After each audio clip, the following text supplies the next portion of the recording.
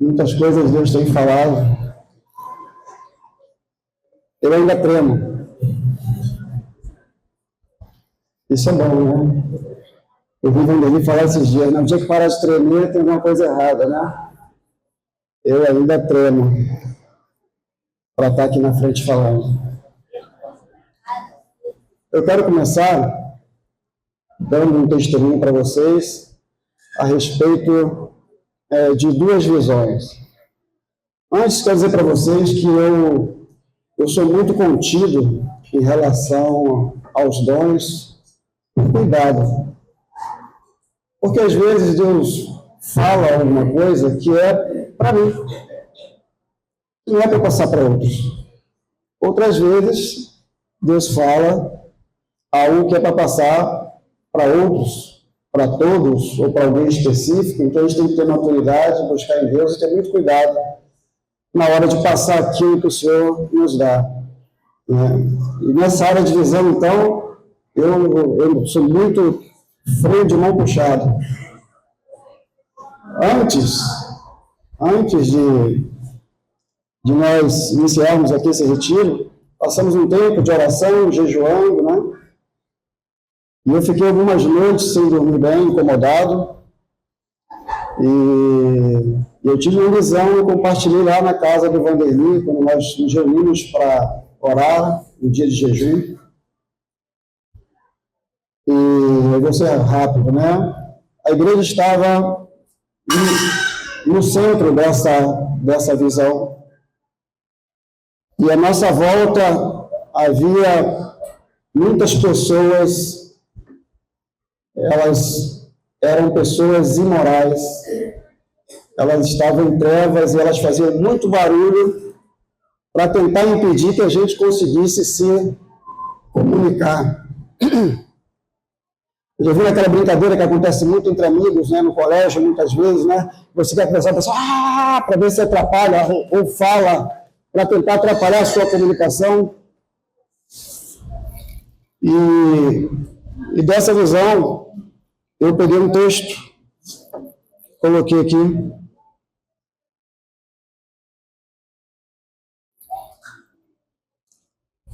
É o texto de Hebreus 12.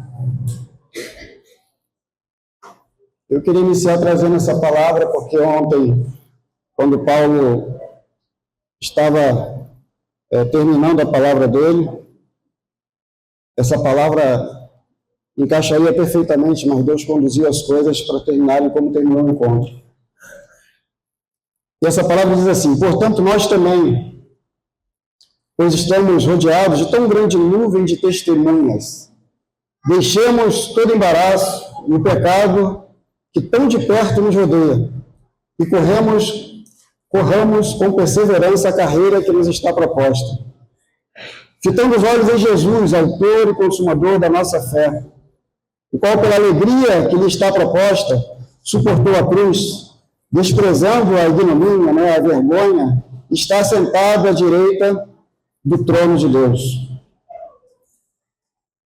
Toda vez que nós nos dispusemos a servir ao Senhor com maior profundidade, e quando eu falo de profundidade, eu falo da outra visão que tivemos aqui, né, que eu tive aqui, que falei para os irmãos, uma piscina funda de uma água límpida e de uma água que brotava e que Deus nos chamava para nos aprofundarmos. Toda vez que nós nos dispomos a servir ao Senhor com maior intensidade, a entrar numa comunhão mais profunda, nós enfrentamos lutas. Eu me lembro do retiro passado, Lucas falando das lutas que ele passou antes de estar aqui. Eu não sei como foram os companheiros que trouxeram as palavras anteriores, mas eu tive muita luta espiritual. Até essa noite eu não dormi bem, durante todas as noites, orando, clamando ao Senhor a respeito do que o Senhor quer falar. Nós estamos em guerra. Não podemos esquecer que nós estamos numa guerra, temos um inimigo que não descansa, temos um inimigo que nos persegue de tantas maneiras, tenta impedir que essa obra avance. Mas que está conosco, já venceu e nos tornou também vencedores. Quase 100% do que eu teria falado já foi falado. Isso ajuda bastante. Que não preciso me aprofundar nessas coisas que são menores. Mas eu vim para falar sobre as ações. Quando a gente fala amor, amor tem ação. Dizer eu te amo não é o suficiente. As irmãs concordam? Dizer eu te amo não é o suficiente. As irmãs concordam? Dizer eu te amo não é o suficiente. Nem para as irmãs, muito menos para Deus. Não quer dizer que eu não tenho que dizer, né? Não quer, fica a dica, fala. De preferência no pezinho do ouvido, mas não deixa de falar eu te amo. Todos os dias, né? O amor ele gera uma ação. Nós fomos criados por amor. Deus nos criou para sermos sua família, para reproduzir a sua glória. Deus nos criou para sermos eternos. Gênesis 1:27 diz que Deus nos criou o homem, a sua imagem, a imagem de Deus, o criou. O homem e a mulher, o criou, os criou. Então Deus os abençoou, ele disse, frutificai, multiplicai-vos, enchei a terra, e segue por aí. Então Deus queria ter uma terra preenchida, lotada de gente semelhante a Ele. Filhos que expressassem a sua glória. Vou dar uma passadinha rápida, porque essa parte todos conhecem muito bem, né? Mas o homem caiu. O homem caiu, e a partir daí todos ficaram separados, longe de Deus. O amor de Deus mudou por causa disso? Deus perdeu a esperança no seu propósito de ter muitos filhos semelhantes a Ele? Não. Deus permaneceu firme no seu propósito. Em Efésios 2, a palavra diz assim, mas Deus, sendo rico em misericórdia, pelo seu muito amor com que nos amou, estando nós ainda mortos em nossos delitos, nos deu vida juntamente com Cristo. Romanos 5 também faz essa afirmação, mas Deus dá prova do seu amor para conosco, em que quando éramos ainda pecadores, Cristo morreu por nós. São ações de amor. Deus nos criou, nós nos perdemos, e Deus tem uma segunda ação de amor, enviar seu Filho para morrer em nosso lugar e nos resgatar de novo a condição de filhos de Deus. Podemos afirmar hoje que somos filhos de Deus? Somos filhos de Deus. Mas essa foi a ação de Deus. Ele entregou seu Filho. Mas Jesus também teve ações. Jesus também se entregou a esse propósito. E foi uma escolha dele. A palavra diz que ele se entregou. Uma coisa é ser entregue. Seria Deus pegar e, né? Mas outra coisa é você voluntariamente se entregar. Jesus abraçou o propósito do Pai e ele se entregou. Filipenses 2, texto já conhecido por nós, né? Tende em vós o mesmo sentimento que houve em Cristo Jesus, o qual, subsistindo em forma de Deus, não considerou ser igual a Deus, coisa que se devia aferrar, antes a si mesmo se esvaziou, tornando-se em forma de servo, reconhecido em figura humana, humilhou-se a si mesmo, tornando-se obediente até a morte de cruz. Quanto se, né? Se esvaziou, se tornou, se humilhou. Tudo parte de um coração voluntário. Ele não foi humilhado, ele se humilhou. Ainda dentro desse mesmo pensamento, dessa ação de amor de Jesus, nós vemos em Isaías 53. Já foi lido aqui, não vou ler toda a parte, né, da humilhação, mas no versículo 10.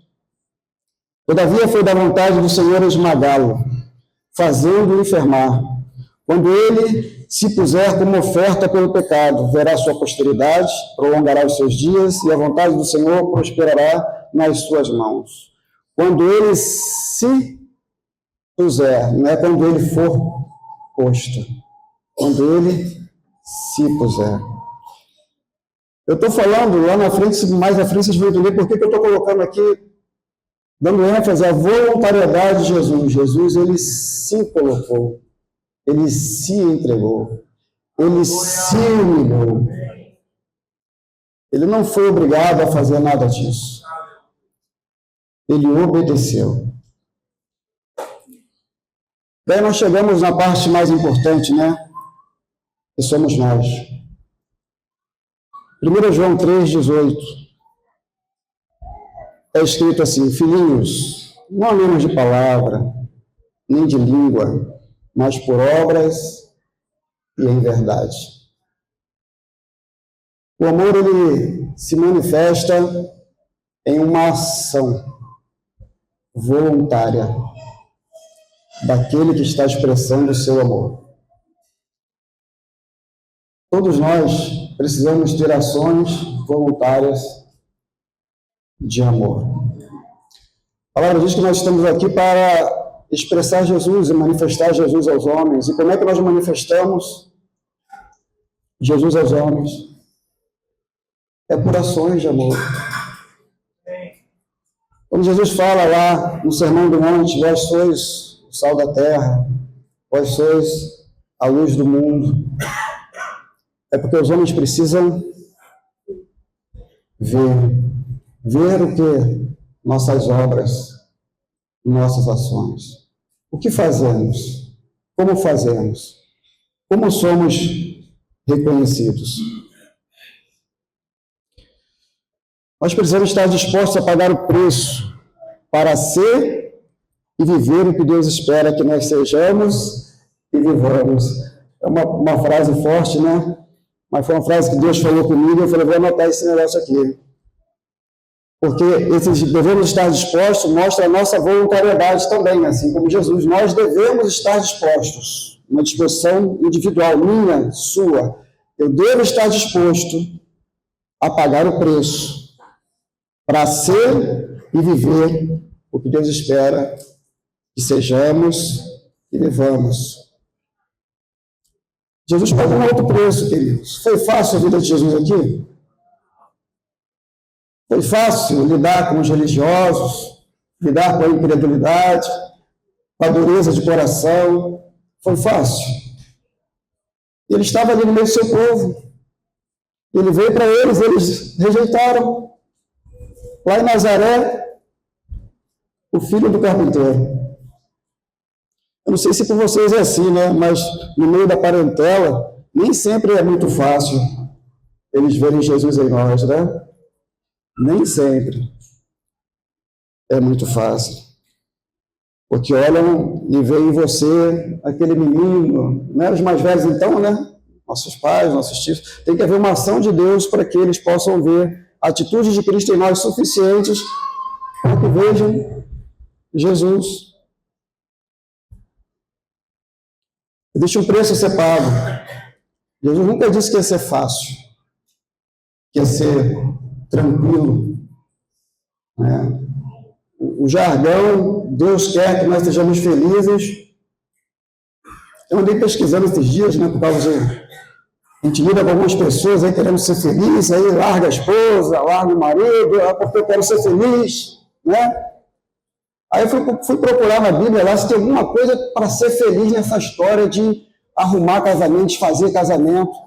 E eu tinha dito para os discípulos que não tem palavra que determina que seja feliz, mas depois achei uma palavra que fala sobre a felicidade, relacionada a esse assunto de divórcio e casamento. Feliz é a viúva se permanecer como está. Aí eu achei uma palavra, eu falei, rapaz, feliz é a viúva se ela permanecer como está, a viúva. Já passou por uma tribulação, não procura outra. Né? Então, achei uma palavra que fala de felicidade relacionada a casamento, né? Terrível, né? Uma coisa difícil a gente achar viúvo na palavra, né? Viúvo a gente não acha, isso acha viúva. Porque o cara insiste na tribulação, né? Geralmente o cara passou por uma, não, vou passar por outra. Ah, Jesus. Eu não podia deixar de soltar uma dessa, né, gente? 2 Timóteo, capítulo 2, versículos 3, 4. E eu acrescentei depois o 15. 2 Timóteo diz assim: sofre comigo como bom soldado de Cristo Jesus. Nenhum soldado em serviço se embaraça com negócios dessa vida, a fim de agradar aquele que o alistou para a guerra. Eu não comecei falando aqui que nós estamos em guerra? Estamos em guerra para viver o propósito de Deus. Não podemos nos embaraçar com as coisas dessa vida. E eu, como soldado, não podia deixar passar sem falar um textozinho que puxasse para o lado do soldado aqui, né? O soldado já cansado, para o exército do mundo, para o exército de Deus renovado, né? A cada manhã disposto a lutar e batalhar mais um dia no Senhor. Chegar diante do general, estava falando com os títulos da semana, né? A respeito da nossa vida em Cristo, que lá em Apocalipse o texto está dizendo assim: todas as promessas estão para ao vencedor. Ao vencedor. Não tem promessa para quem não cruzar a bandeira. Toda promessa de Deus está para cruzar a bandeira. Não me interessa se eu vou ser primeiro, segundo, terceiro. Não. Para Deus o que é importante é que você consiga atravessar a bandeira. Todos nós temos uma caminhada, né? Daqui a pouco eu vou falar para vocês de 2 milagres e um exemplo interessante. Versículo 15, ainda, 2 Timóteo, diz: procura apresentar-te diante de Deus aprovado, como obreiro que não tem de que se envergonhar e que maneja bem a palavra da verdade. Foi falado aqui já a respeito disso, né? A respeito da palavra, a importância que tem a palavra, né? Nós somos ensinados a guardar o bom depósito. Bom depósito são as coisas que Deus nos ensina na palavra. E vai ser isso que o Espírito Santo vai usar como arma na guerra que nós estamos investidos. Porque a palavra é a espada.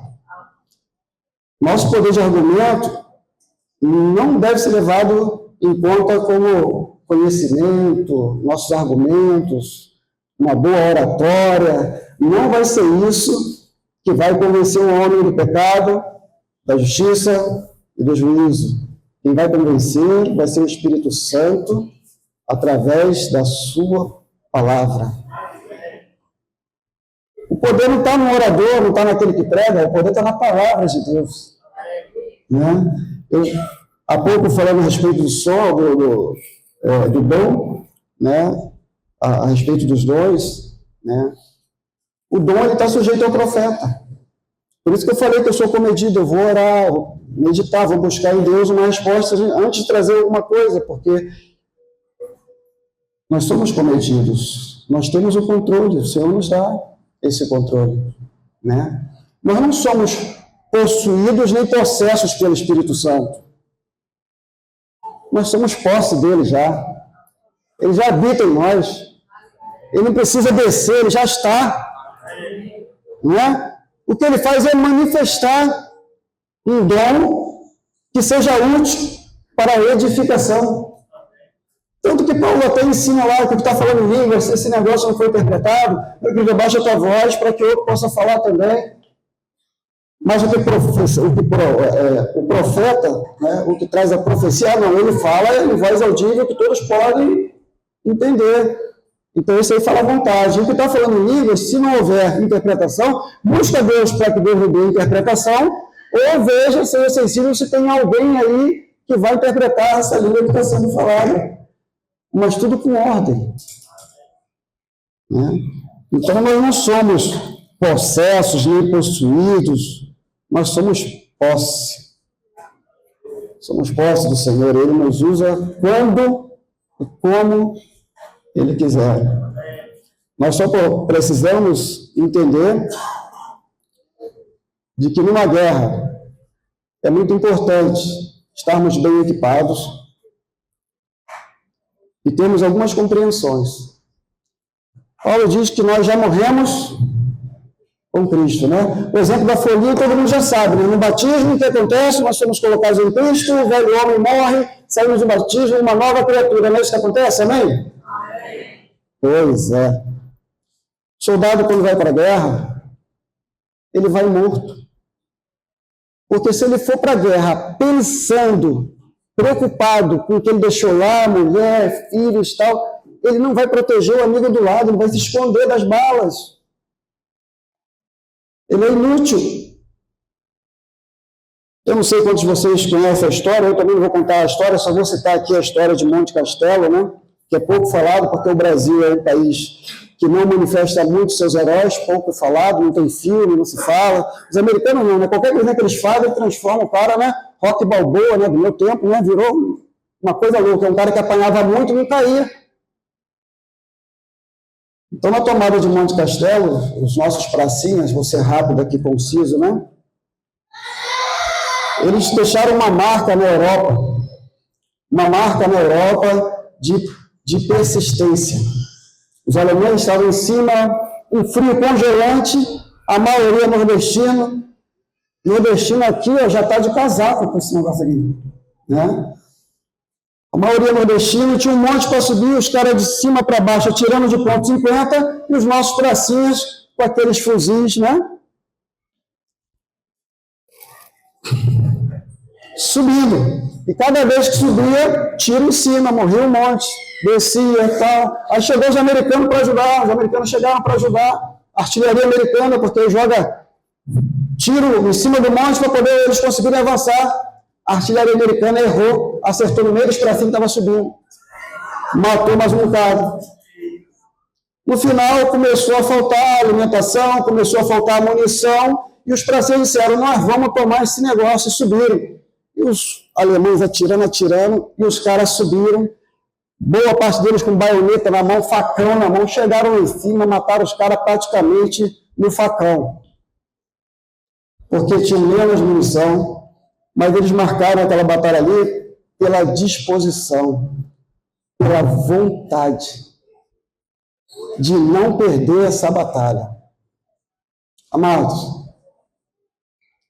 e é muito diferente para nós. Nós temos uma caminhada, temos um alvo que não é alto. O Senhor quer que a gente chegue até lá. Mas a gente, para chegar lá, a gente toma muito tiro. Temos um inimigo que não para de atirar, não. Ele atira o tempo todo. E nós estamos numa parte, assim, vulnerável, assim como eles estavam para subir aquele monte, nós estamos também vulneráveis, porque nós não vemos os nossos inimigos. Eles são invisíveis, não dá para ver. E eles não param de tentar nos acertar. Na nossa caminhada, nós vemos tanta gente tombando. Ou vocês não lembram de ninguém que tenha tombado no meio da caminhada? Mas Deus quer que nós cheguemos ao cume do monte. E a gente vai pegando no braço um do outro, vai arrastando, quantos a gente puder. E se faltar munição, a gente puxa a faca, joga a pedra neles, joga o que tiver na mão. Mas a gente não para de subir, gente.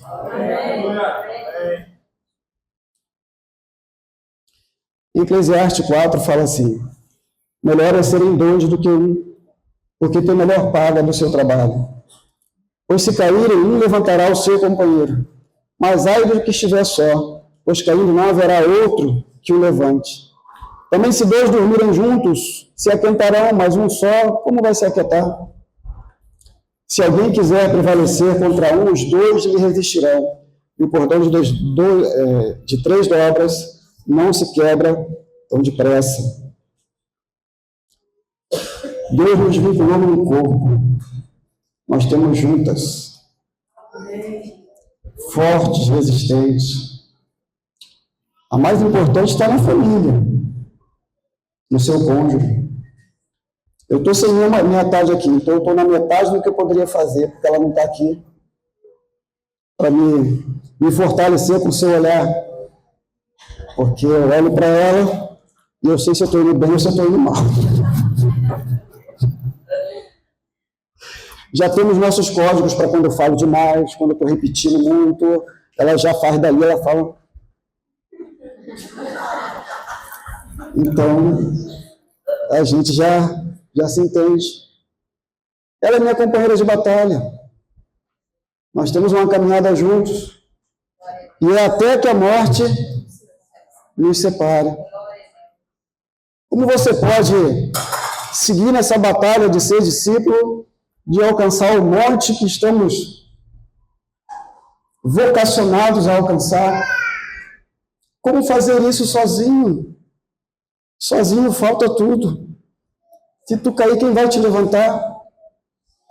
Tem hora, gente, que falta tudo. E que só tem vocês dois, você e sua esposa. E elas são preciosas para nós. Porque na caminhada, no serviço, no ministério, quando você está sendo usado por Deus em fazer qualquer coisa, seja um músico, seja o irmão que prepara lá o copinho lá da Santa Ceia, quando você está servindo ao Senhor ali de coração, porque não é uma questão de mais ou menos, eu gostei muito do exemplo da pedrinha, né? Todas são importantes. Diferentes de tamanho, de formato, uma mais cascuda, outra mais lisa, mas todas têm o seu lugar. Todos nós temos um lugar nessa construção. Então eu queria dar essa importância de falar para vocês. A igreja é o resultado da nossa casa. Aos casados aí, por muitas vezes na minha caminhada, já fiz um aniversário de casamento que eu convidei todo mundo lá, fiz um jantar lá para... Fiz não, né? Afonso fez. Fizemos lá para comemorar. Eu tenho muita alegria. Eu não gosto muito da palavra orgulho, não, né? Tenho muita alegria nessa caminhada de nós dois, porque é uma caminhada de muita aventura, né? Muita aventura, porque o militar, ele não... É diferente de muitas formas, né? Daqui a pouco eu falo um pouquinho dessa questão de militar, eu já entrei aqui falando do soldado, né? Então nós vivemos uma vida muito diferente do que é vivida aqui fora, né? A esposa de um militar, ela passa por coisas que não é comum passar, porque ela sofre junto com ele. Ela anda junto com ele, então ela passa junto com ele, sofre junto com ele, né? Os filhos também sofrem juntos, também, né? Afinal de contas, meus filhos não conseguiram criar profunda raiz em uma localidade. Não conviveram com seus primos, como os outros têm aqui a facilidade, tem primos, amigos, que vão crescendo juntos, filhos dos companheiros, né? Não, porque quando sai de um lugar para o outro, a gente deixa tudo e aí vamos criar novos relacionamentos e já eu falo sobre isso. Em Romanos 6,11, fala assim: assim também vós, considerai-vos como os mortos para o pecado, mas vivos para Deus. Espera aí, gente, deixa eu consertar uma coisinha aqui. Rapaz, tem uma Bíblia aqui que me chama para orar. Eu não sei o que dá nela, que ela me atrapalha. Dá de hora em hora, ela bota um versículo aqui e me obriga a ler o versículo, porque clicando em qualquer lugar não tem jeito, você tem que ler o versículo para depois apagar ela. Deixa eu ver se eu me perdi. Onde é que eu estava, queridos? Romanos 6,11, né? Considerai-vos mortos para o pecado, eu já falei um pouco a respeito disso. 2 Coríntios 4, do 8 ao 10, diz assim: em tudo somos atribulados, mas não angustiados, perplexos, mas não desesperados, aqui na minha, né? Perseguidos, mas não desamparados, abatidos, mas não destruídos, trazendo sempre no corpo o morrer de Jesus, para que também a vida de Jesus se manifeste em nossos corpos. Essa palavra é muito importante. Paulo fala sobre as marcas de Cristo. Amados, todos nós temos marcas de Cristo. Né? Cada um aqui tem uma história. Né? E nessa história, nós temos erros, acertos, né? Mal entendidos, injustiças, e vai, né? Vamos falar muito, né? Quem se machuca muito é aqui, né? Mas é aqui que nós também somos curados. Né? Então, as marcas de Cristo, elas são muito fáceis de serem identificadas. Eu agora quero colocar aqui para vocês um testemunho, que eu já falei para os demais, para os líderes pelo menos, né? A Ana Paula agora está dizendo ali, mais uma vez, porque eu já contei esse testemunho umas 300 vezes, né? Muitas vezes, né? Esse testemunho diz respeito ao seguinte: se você realmente está disposto a se manter na sua fé. A verdade trouxe perseguição para Jesus, ele foi perseguido. Todas as vezes que ele se manifestava, quem ele era, criava um ódio no coração dos fariseus, porque quem esse cara pensa que é? Para se dizer filho de Deus? Quer se comparar com Moisés? Quem é ele? Não tem nem 50 anos. Como pode? Blasfêmia, pedra e tentar pegar Jesus de qualquer jeito. Nós somos confrontados a ser discípulos. Nós não podemos ser mais ou menos. Mais ou menos é ser morno. Ou você é, ou você não é, e você sofre as consequências, ou você não sofre, fica na boa, mas aí você nega. Porque o omisso também peca. E a gente, às vezes, tem que marcar o nosso território. Então, vou contar para vocês rapidamente um testemunho. No quartel, minha função lá sempre foi de mecânico. Na mecânica eu fiz muitas especializações, mas também já aprendi a dirigir já direto no caminhão. Então, já comecei com a carteira D. Em dado momento, lá em Salvador, o general tinha dado uma ordem, porque os carros estavam ficando muito maltratados, porque um dirige, outro dirige, quebra, outro dirige, quebra, quando pergunta assim, quem foi que quebrou? É igual em casa, né? Se pegar o marido, a esposa e o filho. Se os três levaram o carro, quando aparecer quebrado, você perguntar quem foi que quebrou? Eu não fui, eu também não vi nada, eu também não. Então, não foi ninguém, mas o carro está quebrado, precisa ser consertado. Isso estava acontecendo no quartel. Então, o general baixou uma norma que cada carro deveria ter o seu próprio motorista. A norma não foi cumprida pelo comandante. O comandante empurrou com a barriga. Chegou o dia da fiscalização. O general veio fiscalizar se essa ordem estava sendo cumprida. Os caminhões estavam todos enfileirados, cada um foi designado a um caminhão, e o general veio fazer essa fiscalização, se os carros estavam em melhores condições do que no ano anterior. Antes disso, foi feita uma reunião. Pegaram lá, nós éramos uns 20 e pouco, 30 motoristas, né? E aí foi distribuído os carros, na nossa linguagem de viatura, né? As viaturas para cada um se posicionar e tomar conta dela e preparar para essa vistoria. E o capitão me deu um caminhão, eu falei, rapaz, e tem que dizer para o general que você é o motorista desse caminhão, desde que ele deu a ordem no passado. Eu, como mecânico, já tinha dirigido a maioria dos carros, porque quando eu consertava, a gente tem que fazer uma volta técnica para ver se ficou bom o serviço. Mas aí como é que Deus faz as coisas, né? O único caminhão que eu nunca botei a mão, eu fui designado para ser motorista dele. E aí, na reunião, tá tudo certo aqui, todo mundo vai chegar para o general perguntar, sei lá, motorista do caminhão, tal. Aí quando ele falou, eu falei... Aí o capitão, o que foi, Leandro? Falei, o senhor pode me passar para outro caminhão? Ele, não. Então não vou poder falar para o general que sou eu o motorista desse caminhão, não. É o único caminhão que eu nunca peguei. O senhor pode, por favor, me passar para outro caminhão? Aí, quem endureceu o mesmo coração de Faraó? Para fazer o quê? Manifestar a sua glória. O cara se endureceu na coisa tão simples, estava falando, muda de lado, certo. Já dirigiu esse caminhão? Sim, senhor. Ele travou. Aí ele continuou, tal, acabou de fazer assim, né? Onde fazer assim? Não posso fazer assim. Por quê? Porque eu nunca dirigi esse caminhão. Meu irmão, tu é problemático, cara. Por que não pode? Porque é mentira. Aí ele, mas você é o único crente bom aqui, né? Tá aqui, ó, foi os crentes aqui, ó, fulano. Ninguém falou nada, só você que é o santão, que é o certinho, que não pode falar uma mentirinha. Aí eu, sim, senhor. Acaba essa reunião aqui, cara, vamos lá falar com o coronel. Aí o capitão lá falar com o coronel. Então, na sala do coronel, o capitão foi lá primeiro, passou a versão dele, claro, né? Depois nós lá entra, eu entrei. O coronel, pode ficar à vontade, né, Irlande? À vontade. Baixinho, qual é o teu problema? Aí eu não posso dizer que estou dirigindo um caminhão que eu nunca botei a mão. Eu só quero mudar de caminhão. Aí Deus vai, endurece o coração do cara também. Você vai dizer que você era motorista. Não, senhor.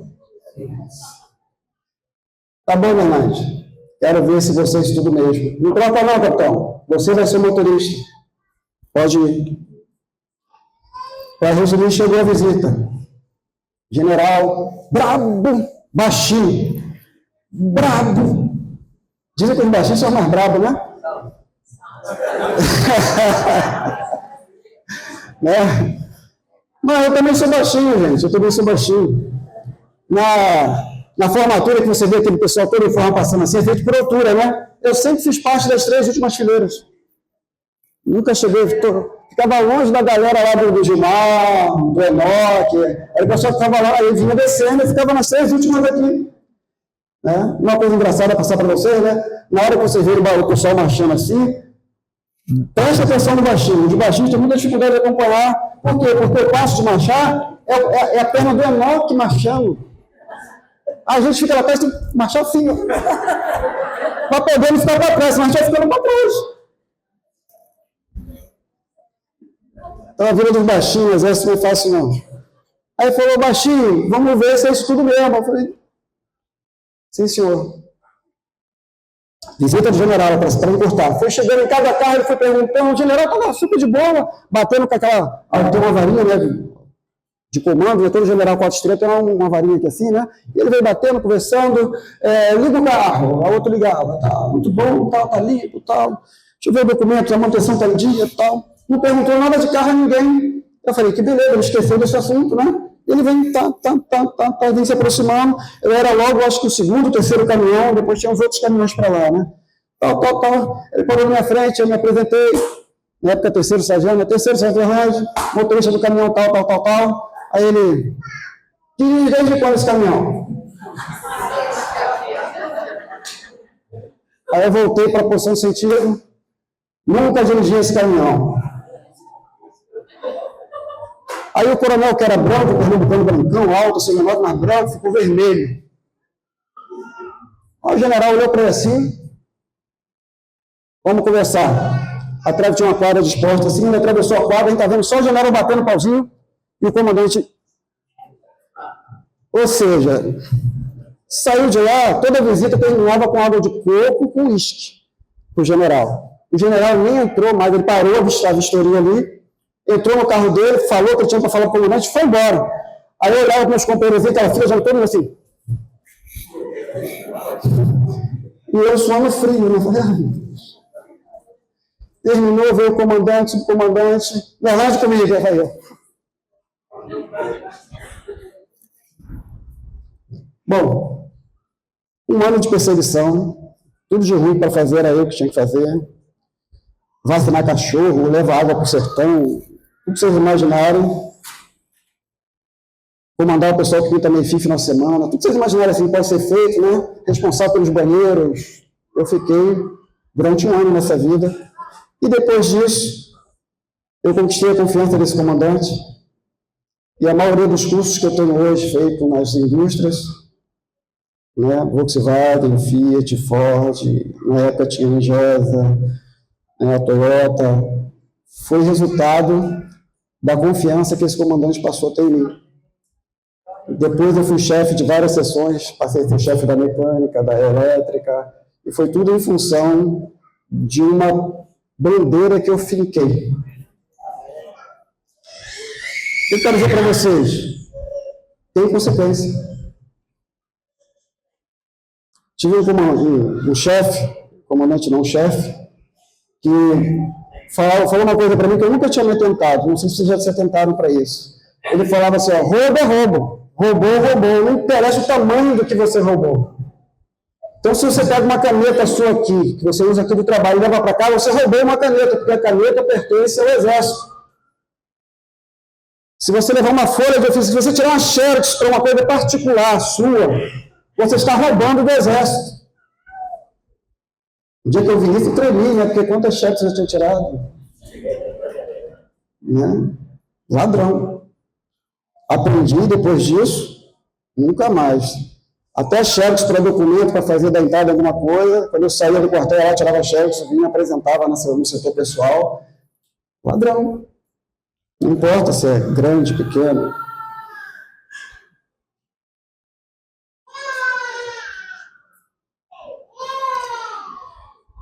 A última história militar, rápido também. Vou ver se marca aí 5 minutos, né? Essa historinha militar. Milagres. Milagres. Eu tenho 2 milagres para contar para vocês. Vou contar um que foi nesse meu início de carreira. Fomos em Aratu buscar em um navio material explosivo. Eu e um outro sargento. E na volta, quando nós voltávamos já com os explosivos no carro e tudo mais, o Jeep quebrou.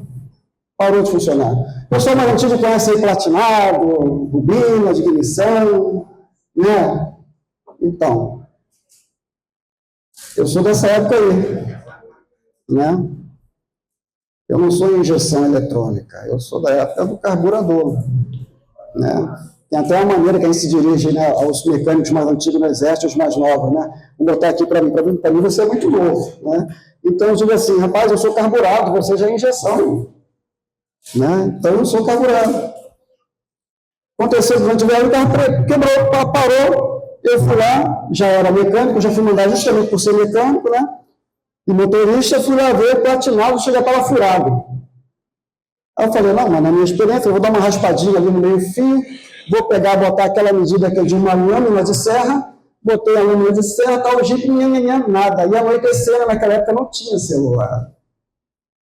Nós não levamos rádio de longa distância. Nós dois no Jeep carregados de munição. Tentei todas as vezes, por acaso o que estava comigo era irmão também, era batista. Tentei de tudo e aí eu desisti, o carro não vai funcionar.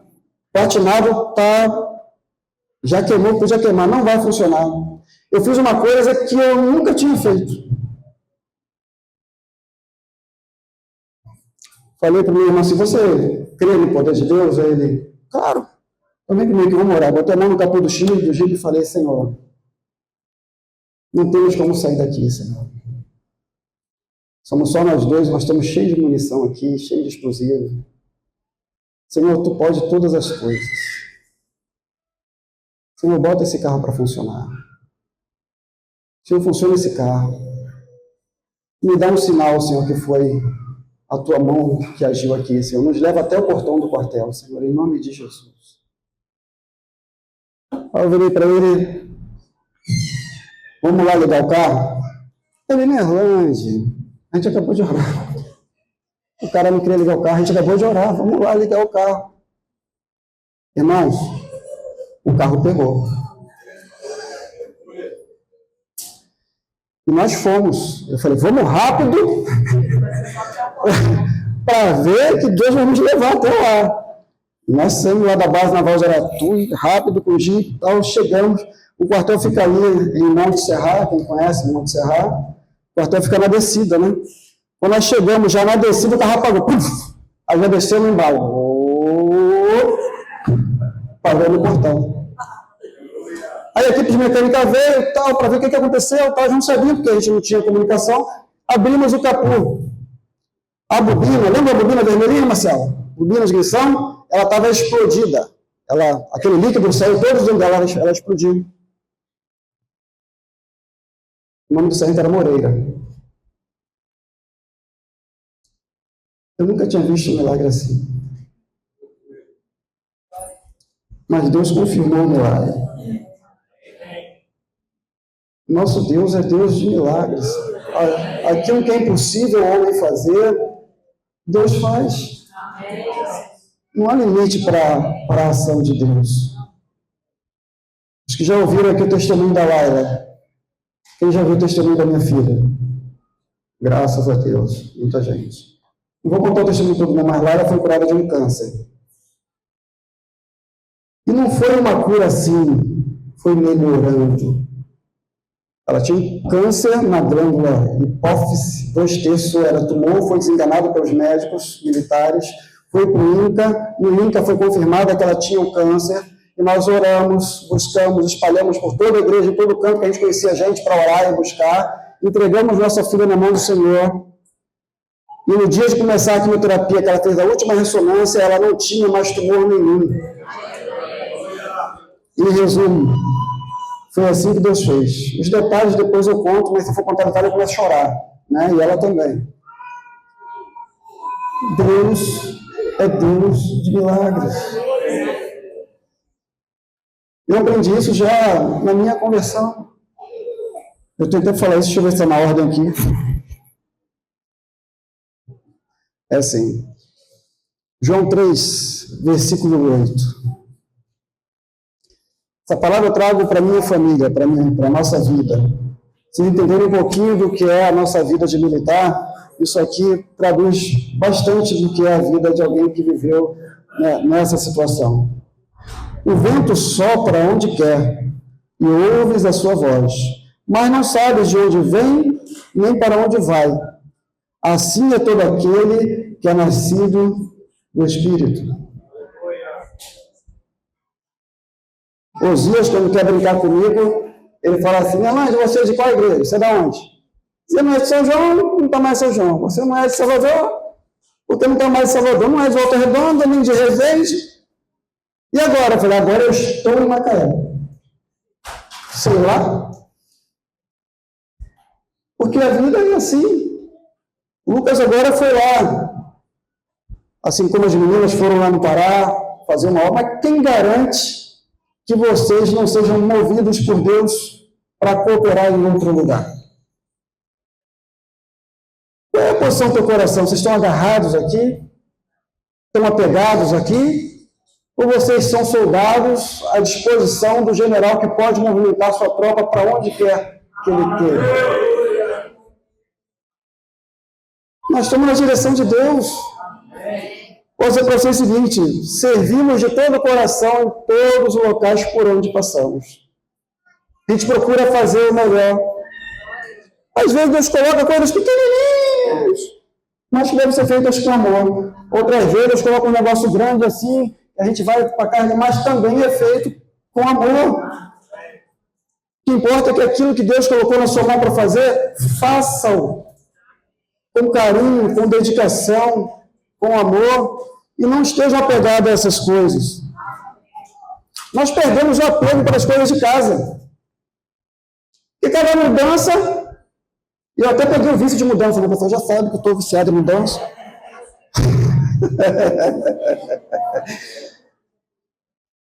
Foi falado aqui, né, para tirar os ídolos, eu tenho que tirar esse ídolo da mudança, em nome de Jesus da minha vida.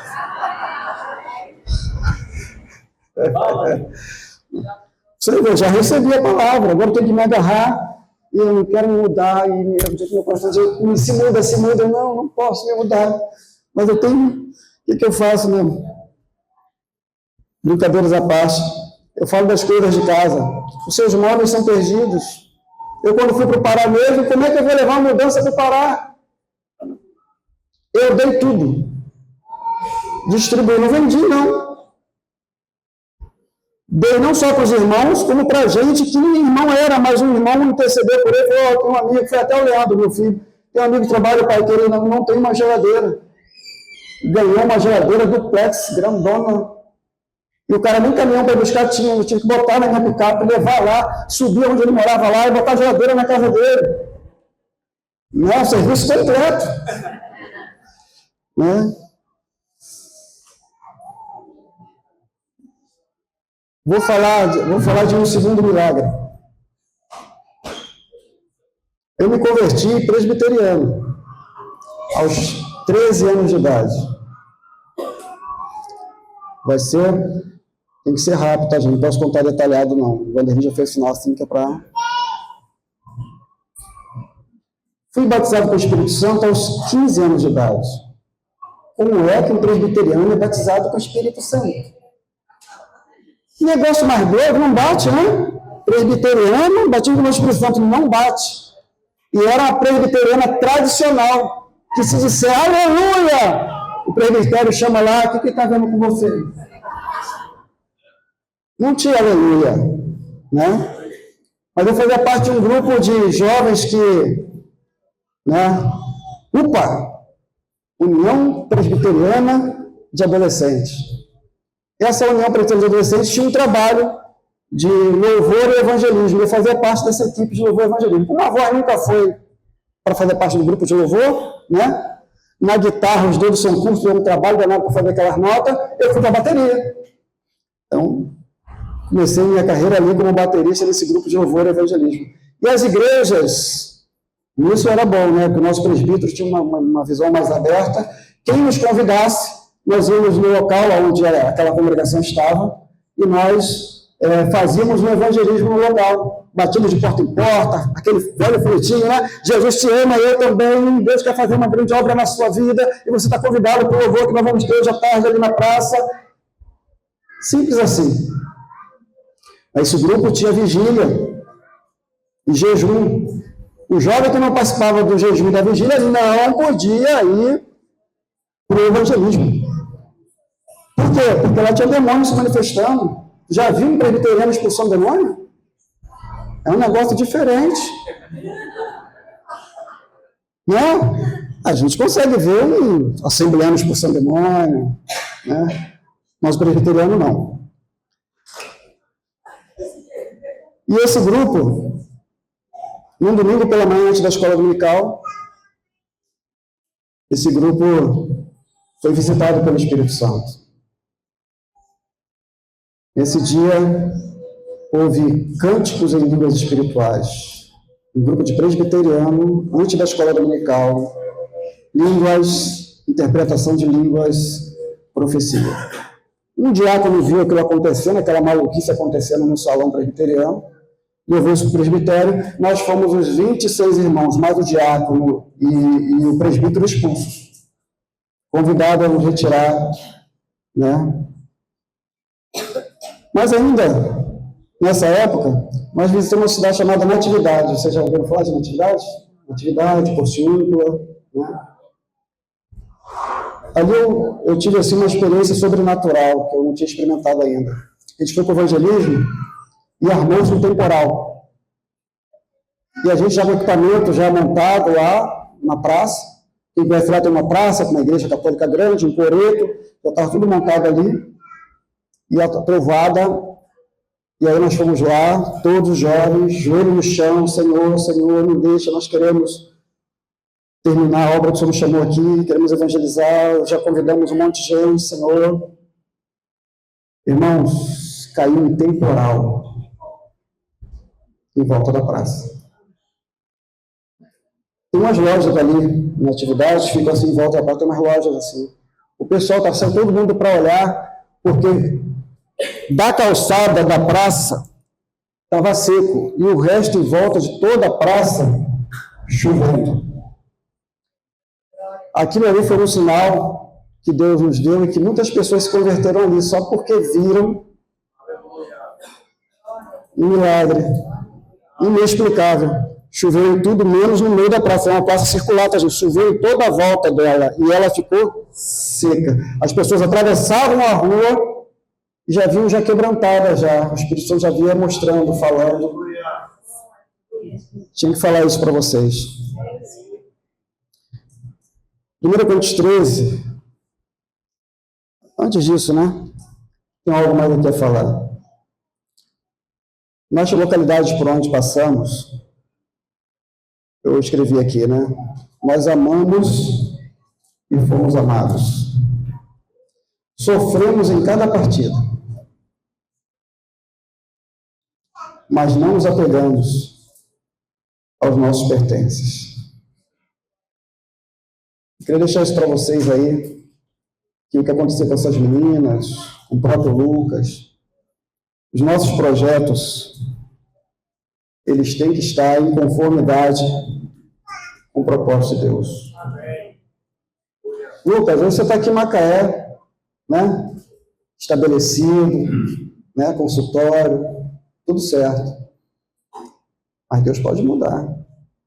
E se Ele fizer, Ele vai te capacitar. Amém. Isso é com cada um de nós. Ninguém se agarra aqui, não, eu estou agarrado. Não, eu estou falando referente a Macaé. Não se agarra às suas coisas, à sua vida arrumadinha e tal. Deus pode mudar tudo isso. Esteja à disposição do Senhor. Agora, pois, permanecem, 1 Coríntios 13, né? Permanecem a fé, a esperança e o amor. Esses três.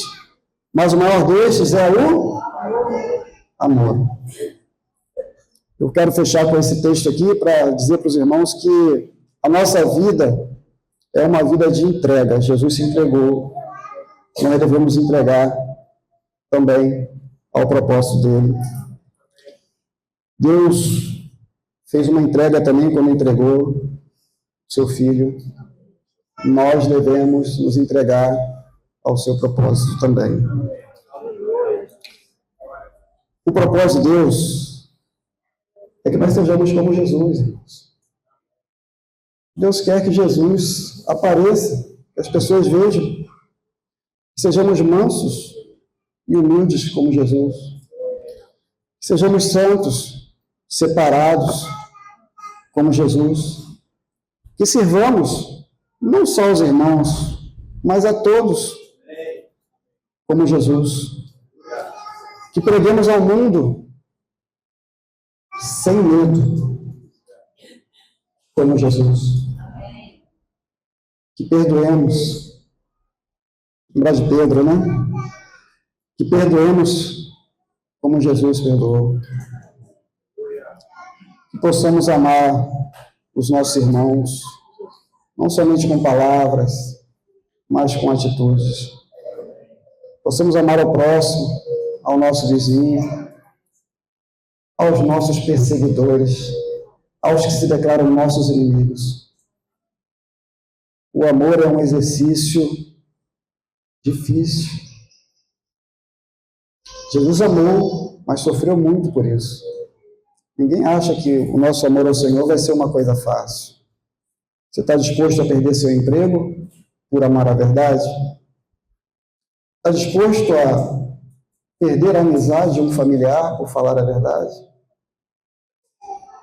Eu falei a verdade para meu pai e para minha mãe, porque eu sou fruto do extraconjugal. Não sei se alguém já teve essa coragem de falar para o seu pai, para sua mãe. As coisas doidas que Deus faz a gente fazer, né? Estava cheio da palavra e tive que levar isso ao Senhor da minha mãe. Eu vou deixar minha mãe morrer para o inferno, vou deixar meu pai para o inferno, perdidos, vivendo em pecado. Não. Eu comuniquei para meu pai e para minha mãe a sua condição. Tive que passar um tempo sem na casa do meu pai que ele queria me pegar. Foi muito difícil. Tem as consequências. O Evangelho sempre trará consequências. No mundo tereis aflições, mas tendes um bom ânimo, porque eu venci o mundo. Tá, amados? Não fiquemos apegados ao nosso bem-estar. Esteja disposto, como bom soldado de Cristo, a encarar as balas de frente, porque o Senhor nos guarda. Amém? Deus abençoe cada um de vocês.